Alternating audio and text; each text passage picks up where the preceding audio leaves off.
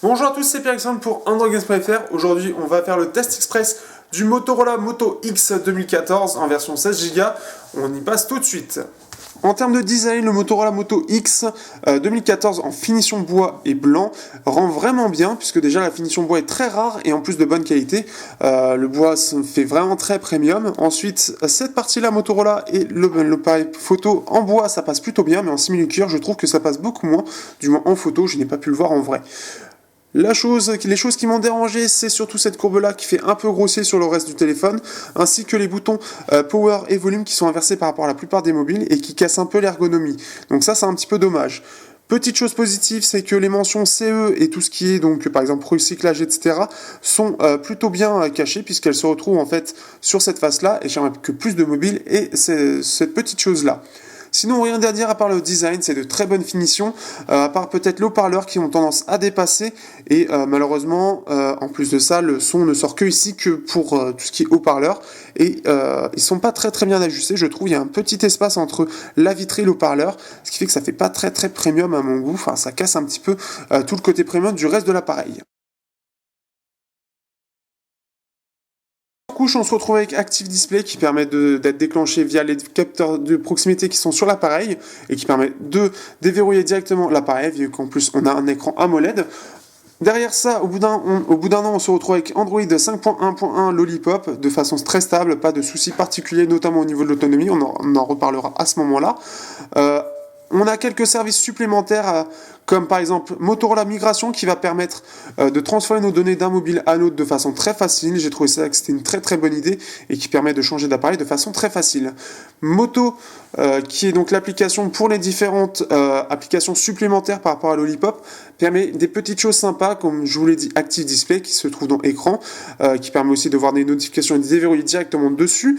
Vous avez donc un assistant qui permet donc d'avoir tout ce qui est donc assistant type OK Google et des gestes supplémentaires, donc tel un survol pour le mettre en silencieux, un mouvement rapide pour une photo, un geste pour donc activer donc l'Active Display justement, et les petites secousses pour par exemple la lampe torche. Donc si j'arrive bien, hop, comme ça. Bon, après il faut y arriver et on teste forcément. Ça ne veut pas. Voilà, j'ai réussi. Donc voilà, ces petites choses supplémentaires qui ne sont pas forcément utiles, mais qui améliorent vraiment l'expérience de Lollipop et le rend très agréable à l'utilisation. Niveau performance sur Antutu, on se retrouve avec un score de 45 700 points, donc un excellent score grâce donc bien sûr à la puce Snapdragon 800 qu'on connaît maintenant très bien via les différents smartphones haut de gamme qui sont sortis en 2014 avec ce processeur-là. Donc il n'a plus rien à prouver aujourd'hui, c'est l'une des références actuelles. En termes d'autonomie, le Motorola Moto X sous 5 points m'a vraiment étonné et peut-être meilleur qu'à sa sortie puisque j'ai trouvé que l'autonomie était plutôt vraiment bonne, surtout face au Nexus 5 qui a la même autonomie. Il a réussi à faire mieux et il est plus face à au terminal tels que le Galaxy S5, voire peut-être un peu mieux que ça, puisqu'en Wi-Fi on sera plus à 6 heures écran allumé et en 4G on pourrait être à 5 heures avec une utilisation, avec une luminosité qui aura tendance à être entre 0 et 50% puisque l'écran est plutôt lumineux. On y revient tout de suite après, mais en tout cas c'est vraiment positif, bien sûr dès que vous augmentez énormément la luminosité, bien évidemment l'autonomie s'écrase complètement, ce qui est normal, donc on sera plus à vers du 3h30, 4h, mais ça reste quand même dans la très bonne moyenne des smartphones, surtout avec une telle batterie, donc c'est quelque chose de très positif de ce point de vue-là. En termes d'écran, le Motorola Moto X 2014 se dote d'un écran Super AMOLED Full HD en 5,2 pouces, donc un écran qui est très bon, qui malheureusement a tendance à aller un peu trop vers le jaune, comme on peut le voir ici face au Oppo Find 7A. Donc, hop, pour comparer, voici un peu les deux écrans. Donc là, il faut savoir qu'il n'est pas à fond. Hop, s'il est à fond, ça donne ça. Donc un écran qui malheureusement donne un peu trop sur le jaune, mais par contre dès qu'on a tendance à aller sur le côté, l'écran a tendance à être un peu plus naturel. Il y a l'air d'avoir eu une bonne amélioration au niveau des couleurs, puisque ça a tendance à être beaucoup moins saturé qu'à sa sortie, même si le rouge a tendance peut-être un petit peu trop ressortir encore aujourd'hui. En termes de son, déception et bonne surprise d'un côté.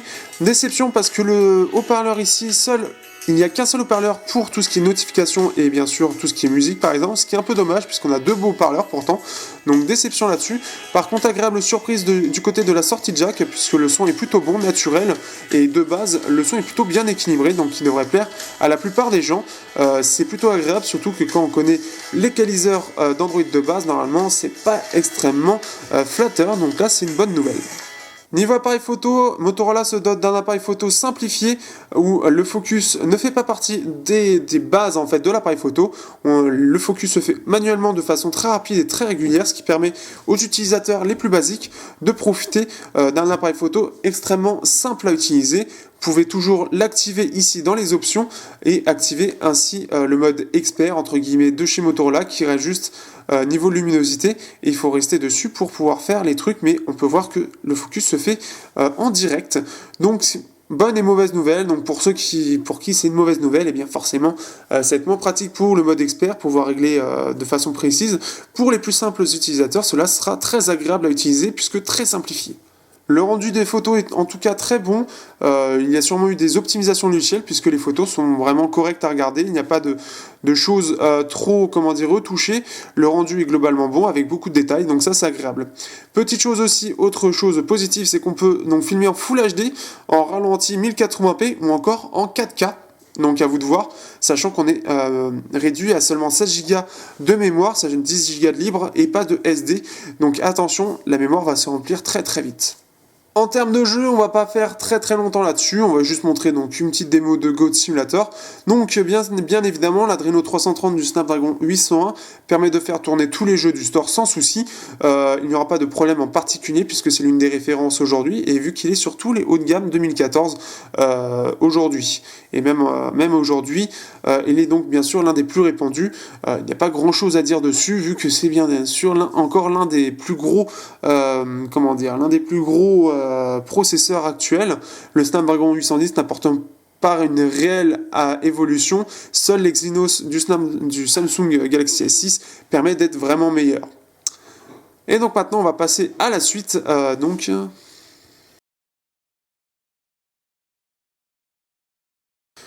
Je suis content donc d'avoir eu Motorola qui m'a permis donc de découvrir cette marque et surtout les petites améliorations que je connaissais, mais en réalité, c'est vrai, ça apporte un vrai plus à l'utilisation et ça c'est vraiment agréable. Le plus gros souci à l'heure actuelle sur ce mobile, c'est bien le stockage, sachant qu'il existe quand même une version 32 Go.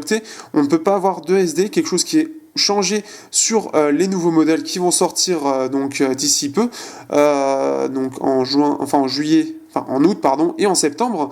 Donc c'est plutôt une bonne nouvelle. Ils remettent la carte SD et ça c'est vraiment sympa. La finition bois apporte un vrai plus au mobile puisque je trouve que c'est là où il est le plus mis en valeur et ça le rend unique puisque bien sûr personne n'a le même bois et ça c'est quelque chose qui est vraiment sympa. On a en tout cas un téléphone qui est agréable à l'usage, qui est équilibré partout, qui se débrouille vraiment bien partout d'ailleurs plutôt, et même l'autonomie malgré ses 2300 mAh permet d'avoir vraiment une bonne autonomie et ça c'est un vrai plus, ça veut dire que l'optimisation logicielle aide énormément à l'autonomie. Sur ce, à bientôt pour un prochain test sur AndroGames.fr. Si vous aimez ce que nous faisons, n'hésitez pas à les partager sur les réseaux sociaux, liker nos publications, commenter aussi sur nos vidéos ou nos différents articles, partagez aussi vos impressions, nous serons très heureux de les recevoir. Sur ce, à bientôt pour de prochains tests sur AndroGames.fr.